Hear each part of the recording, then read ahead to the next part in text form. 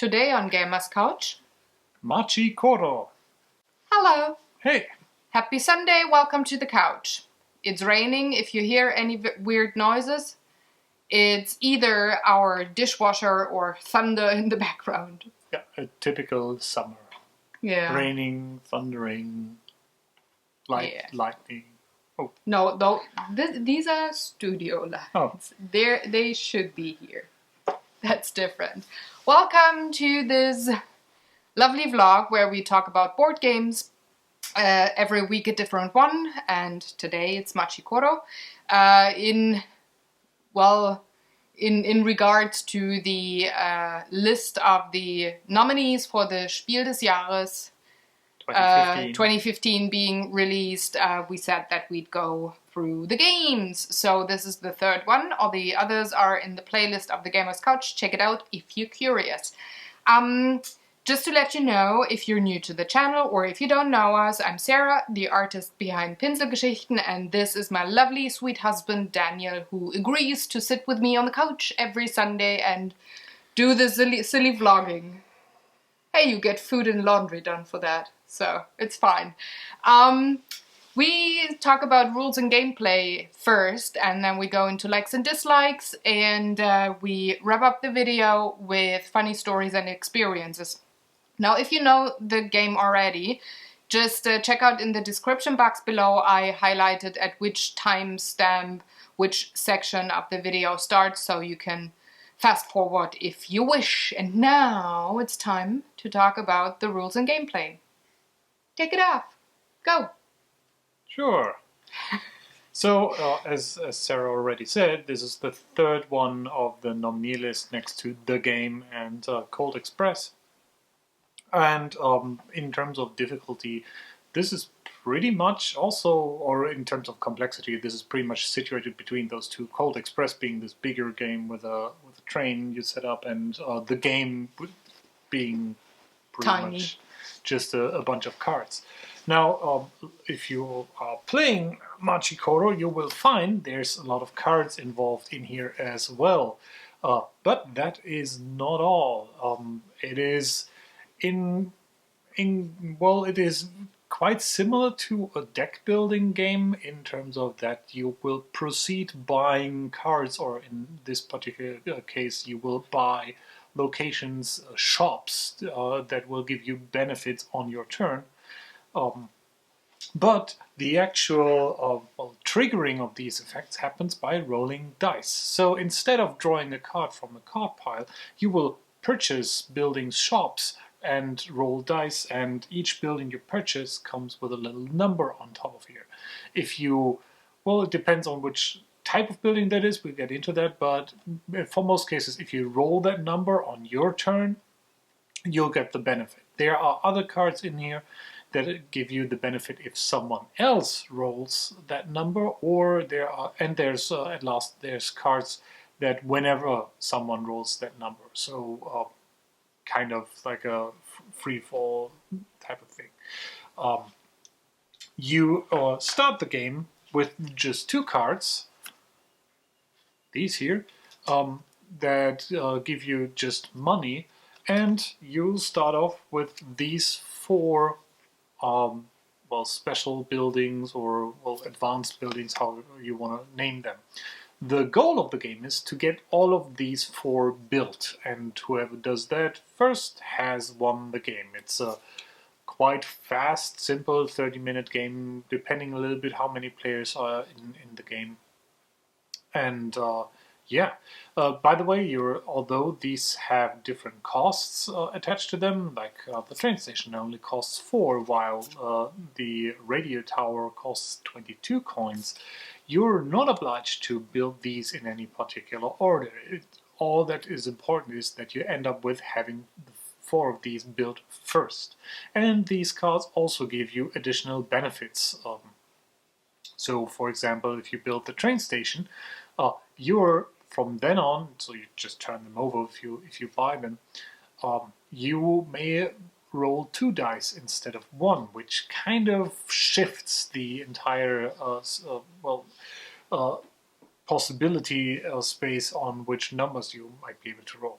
But just let's jump in. So you're starting with these two, and you notice already that these have two different colors.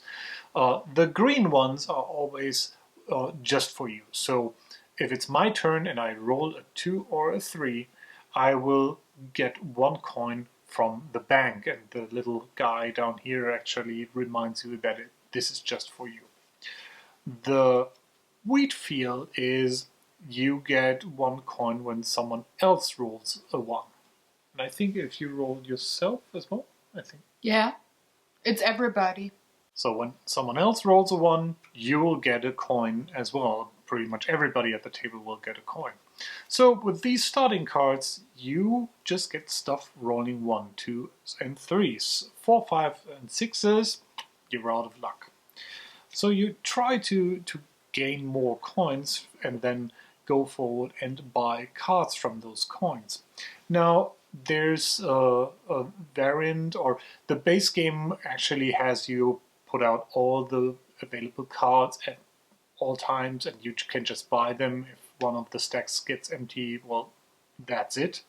So you're not really limited by how many cards of each type you want to buy. So let's say I was able to get another 3 coins, and I want to buy the bakery, which also gives me 1 coin, and it is the same card as this one, but with a different back face. So these are the starting cards that you start out with, but you can buy more bakeries, so that the next time you roll a 2 or 3, you would then get 1 coin for each of the bakeries that you have.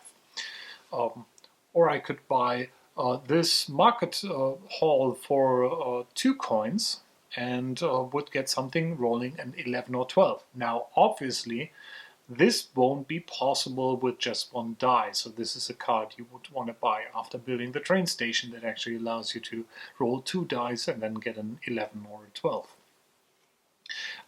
This card also showcases a different type of card. This says you gain 2 coins from the bank for each company or for each building you have that has the wheat icon on it. So, for example, the wheat field has it, or the apple field, and yeah, some. I think that's all for that's all of these. Yeah. So you may already see that similar to deck building games, there are opportunities for combinations that will benefit from each other, and you want to pursue certain cards over others. You also, apart from the interaction with the cards themselves, can make the broad decision: do you want to buy green cards that you kind of have to trigger by rolling, and these typically give you more coins whenever they are triggered, or do you want to go with the blue cards, which have a potential chance of giving you something every turn whenever someone else is rolling, and kind of scale a little bit with, or depending on how many players are at the table. So obviously, if you're playing a 4-player game, a blue card is inherently worth more because it has a higher chance of yielding you something good. With that, there's 2 more types of cards. The first one is these red cards, which you've already seen. Red cards also only trigger on another person's turn. In fact, these only trigger when it's not your turn, because they typically have an effect that steals money from someone or gives you something else. So, for example, the cafe says you get 1 coin whenever another player rolls a 3 in his turn. So if they have a bakery, what would happen? You first have to deal out money you owe to other players. So you first have to do the red cards, then you do the green cards. So if that player has no money, you don't get anything, but he still gets his coin afterwards for the bakery. So you don't kind of keep them from playing, which is a pretty good decision for that. The other one are these purple buildings. Now, these are special in regards of each player is only allowed to have 1 of each type of these. So you're not allowed to have multiple stadiums, but you're obviously allowed to have a stadium and an office building. The purple cards are pretty powerful. They are also powerful just by the fact that they are a 6. So if you have 2 dice, you're pretty good at rolling these probably. The only card that tops that obviously is the 7, which gives you coins being a green card. But you already might get to see that you have multiple decisions going on here. Do you want to play more actively in terms of, do you want to trust your own die rolling and go for the green cards? Do you want to go more passive approach and benefit from others rolling your blue cards? Or do you want to play aggressively and try to siphon off money from other players by playing the red cards? And just as a rough, or to give you a good impression, there's 5 blue cards, there's 5 green cards, there's only 2 types of red cards and 3 types of purple cards in the game. So it is really difficult to play only with red cards. But if you want to be aggressive, you have the option to. And I'd say in a 4-player game, 1 player for sure can go the aggressive path, maybe 2, but probably getting a bit more diluted if you have all 4 players going after that. So what's the special buildings giving you? We already talked about the train station that allows you to roll 2 dice. And this is entirely optional, so you might roll 1 die or you might roll 2 dice. That's up to you, but obviously you cannot roll 2 and then say, I'm just going with that one, or decide after the fact. Then there's the shopping mall that gives you a coin for, or an additional coin for every cafe and every, I think that's the bakery symbol. Bakery, mini mart. Yeah. So I think that's the grocery store symbol. It looks like a toast on in a green circle, which kind of is not helpful at all times. You can go for the amusement park that it tells you if you pretty much roll the same number on both dice, you get another turn, which sounds kind of familiar from other Dice One game. And last but not least, the radio tower that allows you to re-roll once per turn. So arguably some may be more beneficial than others to you. They are certainly more expensive than others. So as I said, the train station just is 4, going up to the through the radio station for 22. As you accumulate cards over the game, money will flow in, and since you won't be losing any buildings, except I'm throwing the card on the floor, since you won't be losing any buildings, money becomes less and less an issue, and it gets into the racing to the last card and being able to buy them. So on a turn for you works this way. You get your dice, and depending on what you have, roll 1 or 2 dice. Then you handle all the green cards, blue cards, and red cards, and obviously purple cards that you wanna do. And as I said, first the red cards, so money that gets stolen only gets stolen from money you have at the beginning of the turn. You might get more money back later then. And then you may buy a card, and you're only allowed to buy 1 card on your turn. So it doesn't matter if it's one of the purple, blue, whatever cards, or one of these cards. And you have always a good chance looking at how much money do the other players have, so you have a pretty good idea of how far advanced are they, and can see who is running away with a specific tactic and maybe try to counter that. That is it. It's a fairly simple game that comes with some, I'd say, interesting. Well, with this all being pretty probability based in terms of decide which card you buy to get some more or less chances at getting money. I'd say this is more strategic than tactical, but there's, as I said, there's the overall decision as well. Do you want to go with the get money from others, get money whenever others roll, or get money only when you roll? So what do you like about the game? I think I'll let you start on this one because No. I want to drink. Oh, you want cup to of drink coffee? Oh, just because I made it this yummy. from the cafe. Okay, so I'll start. What do I like? There's a different kind of number of things that I like. First, let's start with when you buy the game. I really like the quality of the components, and I like the art style on the cards. It's goofy, it's lovely, it's a sweet illustration style that, well, it feels light. When you think deck building games, you usually have the Dominion style in your head, or Pathfinder or whatnot, more like into the world of fantasy adventure, and not a pop culture, pop art kind of, well, modern kind of look. Except if you play Penny Arcade, but that's different. So I really like just the simple, very clean, very sweet, very funny artwork of the components, and I like the quality of the components. The cards are good, the coins are nicely done. It's nothing flimsy there, and it's just normal traditional dice, so all is fine. That's good.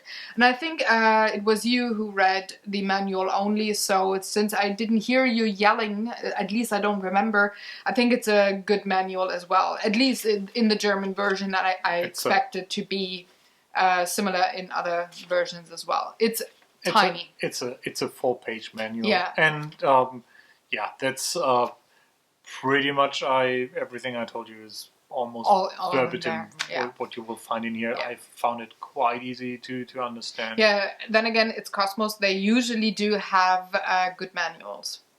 With all the games we got from that publisher, they're good.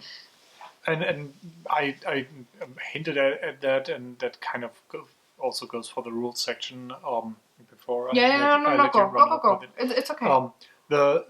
What I said first, that you usually have all the buildings available at the beginning to buy. That is a great way for an introduction game, or whenever you try to teach someone to play this game. The back here mentions a drafting variant that pretty much says whatever may come. In this variant, you only draw 10 cards and then will draw new cards whenever a building is bored, making things way more interesting. Yeah, and it increases replayability quite a bit, just because it's so random what you draw, so things get mixed up nicely. So for me, that variant is actually the game. Real game. Yeah. And, the other one is the introduction game, getting to know the game, and once you're comfortable after the first or maybe 2 rounds, then you just go for the real game. So that's a nice touch there. I like it. One thing that I really like, and that is one reason why I see it as a nominee on the list for the Spiel des Jahres, is that when you're a new gamer, or you want to go into the hobby, you played a few other games, and you start getting interested into these kinds of deck building games, but you might be a bit overwhelmed, or I don't want to say scared, but you don't feel comfortable enough yet to buy a Dominion or to buy a Pathfinder or stuff like that. This is a streamlined version that is not as intimidating. It comes in a tiny box. It comes with a very limited set of cards that are very simple with the mechanics and stuff on it, so not a lot of text that you have to read through. It's very streamlined, or just simplified, maybe, kind of deck building game, so that you can be eased into that part of board gaming as well. So I really, really like that, and I guess that is the reason why it's on the nominee list for the Spiel des Jahres, not on any other Spiel des Jahres lists. So I really, really like that about the game, because I know a handful of people who they see the big boxes, they see all the cards, and then they kind of hesitate to get in there and go full way and just to trust themselves to be able to grasp the game. And I think this is a good version to, well, like I said, ease people into that part of board gaming. And I really like that. It's almost like a dinner game version of deck building with dice. Yeah, and it's not Dice Masters. No, it's not. It's not a bag building of dice. But that being said, I also really like the building aspect of this, and using dice to trigger the cards and the abilities. Don't get me wrong, I also still like the draw cards from your deck and do something with it. But let's be honest, in Dominion, unless you're going for the attacks and stuff like that, there's not really that big of a point to hold cards just for yourself and look at them, and it just makes for a very quiet game in some There's regards. not a lot of interaction with the other players. Yeah, what I like here is you buy the cards and they stay in front of you and everybody sees what you're doing, but you still keep looking at what they're doing because they might trigger your cards that you have by whatever you bought. And what you said, I totally agree. This is I really like the artwork. It looks like an illustrator's type of art with. Now you could be from a 90s cartoon. You could go into a negative space with that and say this looks like clip art from some word processing. No, stuff. It's too detailed for that. There's some detailed clip art as well, but it has that look to it. To me, actually, and that I would count that as a plus. This almost looks from an art style like a card adaptation of a Flash or an iOS game. Mm-hmm. I don't want to say this looks like one of those like the energy-based Facebook games. Pretty much everybody knows. But it has that approachability. It has a very cutesy, easy to grasp art style, which now you could say thematically works or doesn't work. I mean, you're trying to build a town and get an economy going by rolling dice, but I mean, come on, it's board games. We have weird concepts of reality this way or another. But it's very, very consistent overall, and I'm pretty sure that, well, there's at least one expansion out already, but I think it's not out here in Germany. Haven't seen it. And as you might have grasped, Bäckerei is not an English word. Not? And same as Familienrestaurant. And that was your German lesson of the day. And I like that because someone who might not be into board games, but at least has played some games on his phone or on a tablet, just maybe feels drawn in, or at least does not feel repelled by some kind of obscure fantasy. Yeah, dwarves and stuff like that, which don't get us wrong, we also like, but we are way more into that kind of thing than other people are, and I think that bland, normal theme actually is part of the gateway for people to get in and explore. You also might have guessed I do. The other thing I like about the die rolling mechanic or the deck building mechanic in this one over other deck builders, and even over you could. I mean, even over stuff like Dice Masters, but you could argue, obviously, all of those are chance-based. There's a chance that you draw a specific card. There's a chance that you roll a die, but you want to have, and that die represents a specific chance to roll a specific side on the die. I think this does it cleverly in a very approachable way. You really get to get your probabilities figured out real quick. I mean, it's not too difficult with two dice, but it is one of those things where you can push yourself. How much do you want to push your luck? Do you want to go for the cards that have a very low probability of being rolled, or do you want to go for well, the cards that are more centered around the 7, and probably even are blue, so you get all the other players around. I like those decisions, and the game makes you feel like they are actually your own decision, and it's not a decision you did because that is the optimal path. It is your choice of, well, how risky do I want to play, and how do I want to interact with the other players at the table. Yeah, or it's also another thing. Well, not always, but with certain numbers, it's like there's hardly ever the point that you're saying, oh, this is the only thing I can do with that number. I mean, the 7, yes, it's only on one card, but with other numbers around the 7, there's at least 2 cards that you could pick. So it's really a choice, and not like, excuse me for comparing it again to Dominion, where you say, oh, there's only one card with a 3, well, I gotta take that one, it doesn't benefit me, but yeah, that kind of feel. It's quite reduced in this game. There's Dominion has a lot of cards that kind of they sit in a weird spot with money. Well, there's cards that allow you to do stuff, and then there's cards that are kind of required to have, because otherwise you won't be able to do multiple actions, or you won't be able to do multiple buys. That concept doesn't apply to Machi Koro, so I actually like that. And I would perfectly understand if someone says, well, this is way too light for me. It's for 8-year-olds. There's not a lot of options in here with the cards, and it's just 15 of them. But that being said, and I'd agree with the nominee, or this being a nominee for Spiel des Jahres, this is great for a family game for kids. First of all, it teaches kids a little bit about probability and die rolling, and well, pretty much every game teaches them about die rolling. But here you have to be conscious about the probabilities. It's not just about, oh, I'm going to be very lucky.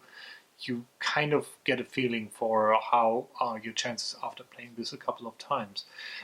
That together with the art being very approachable, very simple rules, easy to grasp. That's I get why it's on the list. And if you haven't figured out so far, that for me this is the clear nominee for Spiel des Jahres. We hope it wins. That's our favorite of the 3 that are on the list. Not taking away from any other nominees, but this is just our favorite. Just from a perspective of personal preference. Approachability. I mean, and what it teaches. I like Cold Express as well. It has this toy factor of the train and the take that thing with the cards. But I have to say, I think this has more. So Machi Koro has a little bit more replayability. And it teaches more. It has I don't want to say it has a little bit more going on, but I feel more challenged in my planning with this game.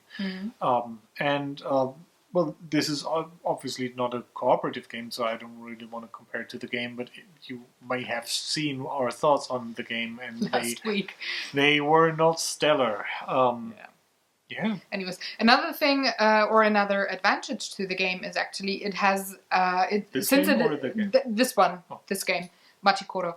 It's so small, you can put it into your suitcase when you travel on vacation, even by plane, where you're kind of restricted on what you take with you. Since there is so much replayability, you won't get bored. You don't have to take 5 games with you on your vacation just to make sure that you and your family are entertained in the evenings with a funny game. So this actually lasts for 2 weeks vacation, and nobody is getting sick of it. So I really like that. It's tiny, it's small. The box is already small, but to be perfectly honest, the game actually only fills up one side. The other side, I can only assume Cosmos planned ahead and thought this will be for the expansion. This one is in one side, and the coins and the yellow decks on the other side. But I'm pretty sure you could fit them on one thing with some expansion cards. Yeah, with expansion cards you can put that in there. Yeah. This is a little bit oversized actually for the game. I'm pretty sure if you just stack the cards, you could almost get away with a bag that's half the size of this box. Yeah, but then you got to put the coins in there as well. But the coins are... They need space. Yeah. They can't be crammed in there. It's not that. Yeah. If I had a knock against this game, it would be I'd almost prefer there to be a bigger variety of cards. Specifically, I would have liked to see each of the cards, at least not types but numbers, being represented by an alternate set of these. So another set of 3s, another set of 7s, and so on. And then you would have enough to make the drafting by type more of a thing. Yeah, the 7, 8 are the only ones that only have one card. All the others have multiple cards. And the 1. I didn't see the 1. And the 5, and the 9, and the 2. No. The 9 is here. Oh, okay. The 4. The 9 is here. So that has multiples, but there's 2 numbers that only have one card. The 4 also. Oh, the 4 also. Anyways, So, but with the expansion, I guess that's... more variety that's solved. is my point here. Yeah. And that now there's the balance between, yes, this is approachable, this is very, very light to learn because there is a confined possibility space for someone to get into this game, and that comes from not having too many cards. Then again, I wouldn't mind there being a bit more. I don't need as many as Dominion has in a big base box, but maybe twice or a couple more of these cards to at least be able to have or craft a couple of different sets, and either choose 10 out of all those that are available, or 15 or whatever, or draft of 15 out of 30 and then go with that on, or have 15 random out of 30, which would have been perfectly fine as well, I guess. Yeah. Well, but you gotta be careful there with the overwhelming factor again, because this game is for kids of the age of 8, which is quite early. I think Dominion is 10 or 12. I think so I think they stripped that down just to make it approachable for younger players, maybe. I guess it might also be hard to have meaningful differences for the cards. Almost all of these cards have the gain X money from the bank as an action, and that just comes in different flavors. One card gives you 3, the other one gives you 5, with the only difference being how much does the card cost and how probable it is to roll that number. Yeah, and as I said, I would be perfectly fine if that's covered by an expansion, and you can just plug that in if you enjoy that. Right. So let's go into rating. How do you rate this game? 13. So my rating from 1 to awesome, it's a solid 10. It's an awesome. And I really, really hope that this wins Spiel des Jahres 2015. I really hope. I keep my fingers crossed for it. I mean, we don't gain anything from that. No, just the satisfaction. It's like, if I would be able or allowed to vote, this one would get my vote. Yeah, it would get my vote. So let's go into the last section of the video: funny stories and experiences that we had with the game. Now, I don't remember. Did we play it with more than 2 players? Because I know we played it quite a bit. Did we play it with the guys? Mm-hmm. Was I there, or was I working and you played it with the guys? I think I played it with the guys. Okay, so I can speak to if it's any different, if there is a sweet spot. Not really. It just starts taking longer, and the more players you have, obviously, the more valuable the blue cards are becoming. That being said, even in our 2-player game, I felt that the blue cards were far from worthless. So yeah, they seem like they seem so cheap or not really very powerful. But believe me, they are, especially if you have more than one of a certain type when it starts to accumulate and you get 5 coins instead of 1 if you roll a certain number that is quite probable to roll. So I felt the same way there. And I just really I just remember we played it and I think we watched something with it. Was it some board game stuff? I don't know. Some top 10 list or whatever, but it's really nice, though you have interaction at the table, that you can listen to something while you play it, and it's quick. It's a dinner game. I mean, if you're caught up with the time, it's cool.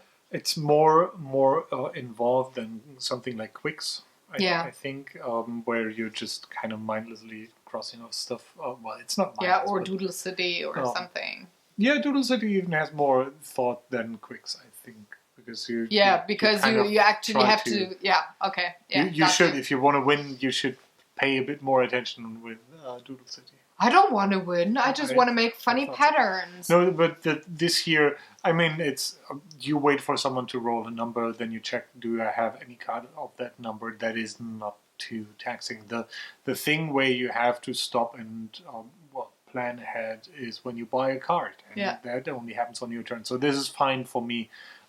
Having something else going on, and with the game flow being clocked by the dice rolling, you can do something or you can pause and then go off doing something else. But I remember we had one game and you were really, really frustrated because you had the typical Daniel kind of way of rolling dice, which means quite unlucky. And that was the only one round that we played where I thought, oh, I hope he's not falling off the wagon and doesn't like the game anymore afterwards, because you get in that mood. It's like, meh, being angry at yourself for being so shitty with rolling dice. Yeah, that's the caveat we should give out. While we talked about this with drafting and building decks and stuff, the dice are quite important. It is still a game that is heavily depending on luck. And while for a game like Dominion or Dice Masters, if you buy the card, you will have the card in your hand at some point in time, or you must be really unlucky. Here, it is possible that you buy a card and will never ever be able to use it because you're not rolling the stupid number that's on the card. Yeah. Or someone else for that matter. It's very unlikely, but it is getting frustrating at some points. Yeah. Otherwise, I think it was just enjoyable time that we had with a game. It was there were not any particular funny stories where I think it was hilarious, but it was just sweet, lovely time that we spent while playing that game. So it's a nice way to wind down after dinner. So yeah, I guess it was just I associated with nice relaxing time and beating you once in a while. But it was actually quite well, nobody was the runner-off with beating the other person. It was quite balanced how often, with different kinds of approaches that we played the game. Even with multiple players, I think everybody had 3 special buildings built. Also 3 out of the 4 you need to build when the 4th was built. So there was a gap between the one who won the game and the one who was last. But so that's where the luck is coming in and kind of disrupting any strategy you might have had. Yeah, so just go in there and enjoy it and calculate probability, but don't count on it. Because if you're just as good and skilled as Daniel is with rolling dice, things might go sideways once in a while. Who knows?